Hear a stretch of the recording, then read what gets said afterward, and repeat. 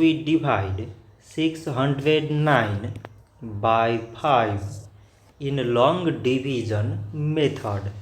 So 5 times 12 is 60. On subtracting we get 0. So now we put down this 9 and 5 times 1 is 5. On subtracting we get 4.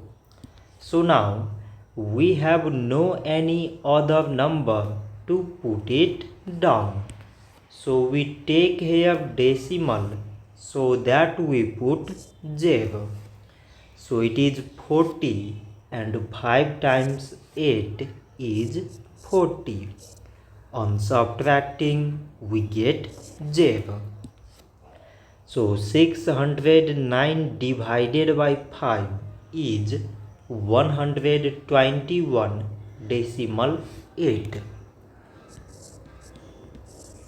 So this much for today and thanks for watching.